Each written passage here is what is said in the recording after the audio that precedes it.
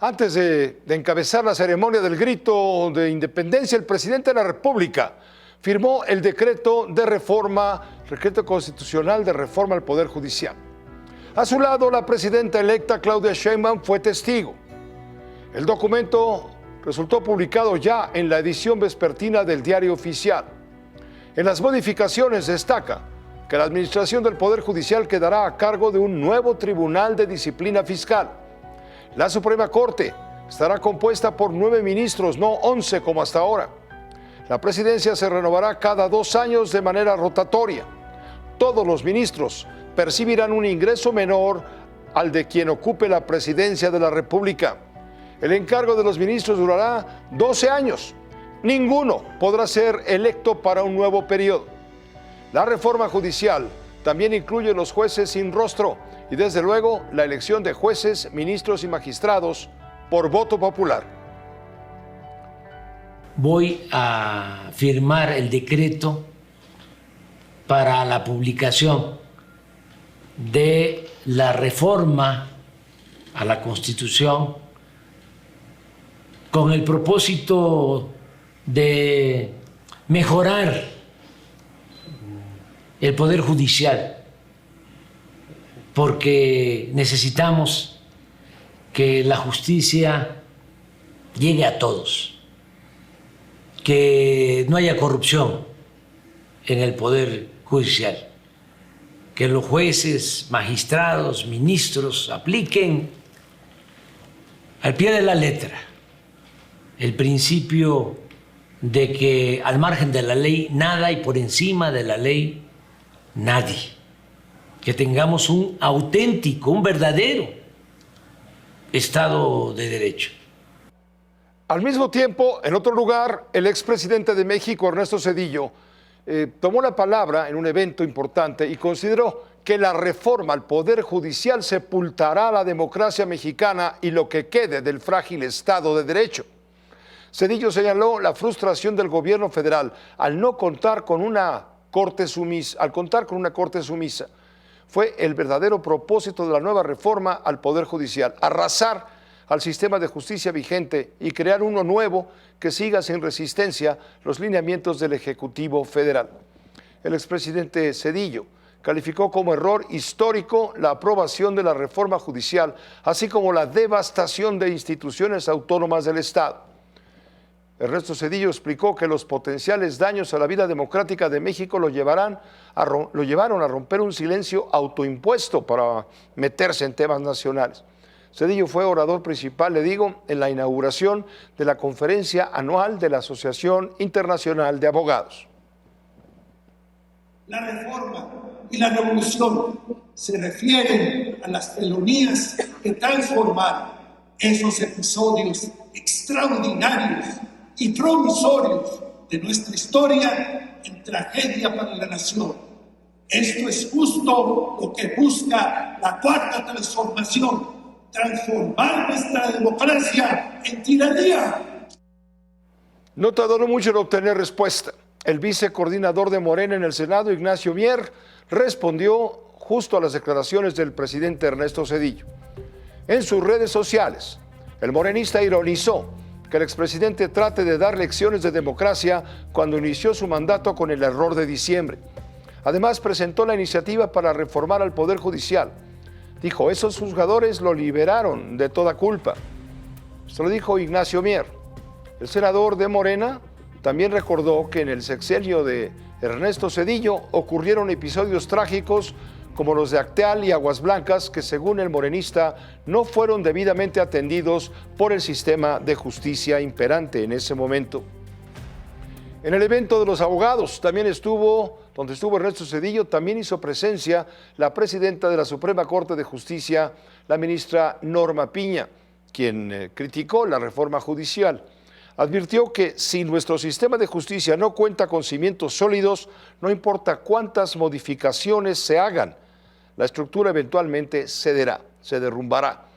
La también titular del Consejo de la Judicatura Federal admitió la necesidad de una reforma al sistema de impartición de justicia, pero una reforma integral que implica como mínimo reflexionar sobre el papel que desempeña como piedra angular para mantener la paz y la cohesión, al resolver de manera imparcial e independiente los conflictos que surgen en toda sociedad democrática.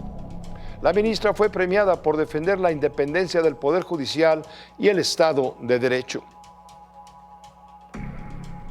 La Barra Mexicana de Abogados, el Colegio de Abogados y la Escuela de Derecho de la Universidad de Stanford también se pronunciaron contra la aprobación de la reforma judicial. Expresaron que cambia profundamente el sistema de justicia en nuestro país. Señalan que afecta a más de 18 artículos estructurales de la Constitución, que viola las obligaciones de México bajo el derecho internacional y representa una grave amenaza para la independencia judicial y el Estado de Derecho. Para la Comisión Interamericana de Derechos Humanos, la independencia del sistema judicial es fundamental para proteger la democracia en cada país. El organismo explicó que al adoptar la Carta de la OEA y la Carta Democrática Interamericana, los estados se comprometen a consolidar la democracia necesaria para alcanzar la estabilidad, la paz y el desarrollo de la región. Dos instrumentos que establecen la independencia judicial. De acuerdo con el órgano internacional, la vigencia de los derechos y las libertades en las democracias requiere un orden jurídico e institucional, donde las leyes prevalezcan sobre la voluntad de los gobernantes y los particulares.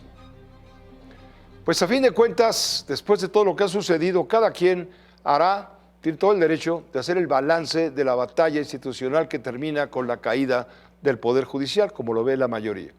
El gobierno de Claudia Sheinbaum iniciará con un pasivo enorme, del que ella, como dice Jesús Silva Herzog, no será la víctima sino cómplice.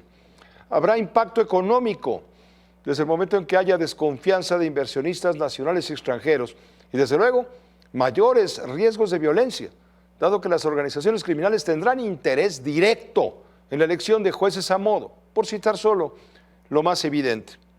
Se habla pues de una reforma catastrófica que no mejora sino empeora las cosas, toda vez que constitucionaliza la autocracia.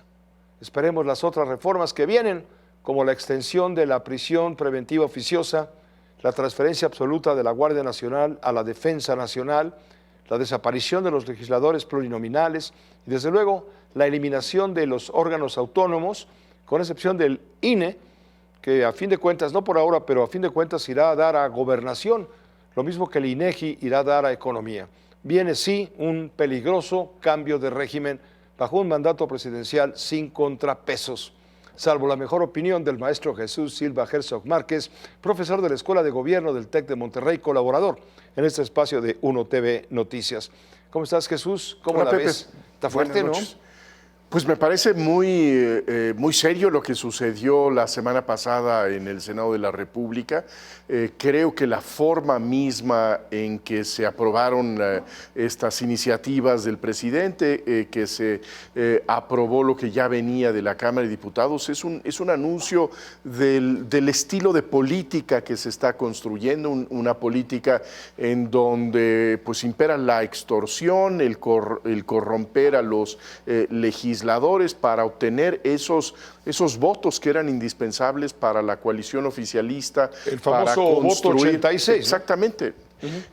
Y yo creo que también, como bien advierte el expresidente Ernesto Zedillo, las consecuencias políticas e institucionales, democráticas de la reforma que se acaba de aprobar son realmente muy preocupantes. El país pierde un espacio en donde finalmente prevalece la razón jurídica entre el conflicto político, de tal manera que el Poder Judicial se convierte en un instrumento de la mayoría para ratificar su voluntad, y creo que México pierde muchísimo al perder esta base de independencia judicial, y por el otro lado también el perder pues la pista de profesionalismo de nuestros jueces. Lo que estamos teniendo es un poder judicial que va a ser más dependiente de la mayoría oficialista y también más incompetente. Tendremos jueces que aprenderán el oficio cuando tengan ya que resolver asuntos que se presentan en su tribunal. Creo que el país y que los van a resolver resolver con base en los intereses del Poder Ejecutivo. Pues lo van a resolver con base a los intereses del Ejecutivo, del Legislativo, de la mayoría, porque también tiene esta reforma un elemento muy perverso, que es este Tribunal de Disciplina Judicial. Date cuenta también del propio nombre que se le ha puesto a este órgano, que es un órgano de disciplina judicial, como si los jueces tuvieran que disciplinarse marcialmente ante la mayoría que en estos momentos es morenista, de tal manera que no solamente va a haber una dependencia por la fuente, va a tener que recibir el patrocinio del Ejecutivo, el patrocinio del Legislativo, sino que también va a estar pendiente de lo que pueda disponer ese órgano disciplinario, que puede anular esa sentencia, pero también castigar al juez que se sale del corral. Jueces sometidos, cambio de régimen, es lo que viene, un cambio de régimen con rumbo a la autocracia. Tú lo dices hoy en tu colaboración del periódico Reforma. Yo lo veo así. Porque lo que estamos perdiendo es una democracia en donde los contrapesos son cruciales, en donde existe un filtro de las decisiones, una manera de evaluar las decisiones de la mayoría de acuerdo al estatuto constitucional. Y eso es lo que estamos perdiendo, de tal manera que el permiso que tiene el que gana las elecciones es el permiso de hacer lo que se le da la gana. Y esa me parece que es una manera muy pedestre de entender al régimen democrático, que no solamente es la voluntad de la mayoría, sino también esta restricción a la voluntad para que se ajuste a los derechos de todo mundo. Finalmente, tú comentas que Claudia Sheinbaum no puede llamarse víctima de este pesado problema, esta herencia que le dejan, si no es cómplice. Bueno, aquí tenemos la fotografía detrás de nosotros, Claudia Sheinbaum asistiendo a la firma de este decreto.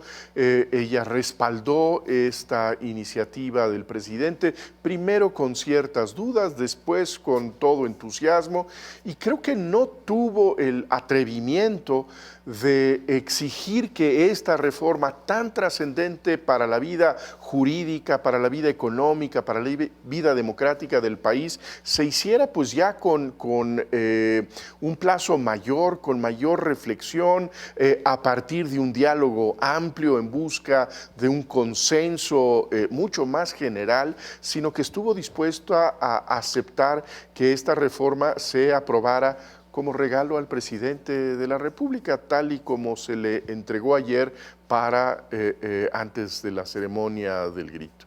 Muchas gracias, Jesús, como siempre, por tu comentario. Muchas gracias, Pepe. Buenas noches, el maestro Jesús Silva Herzog.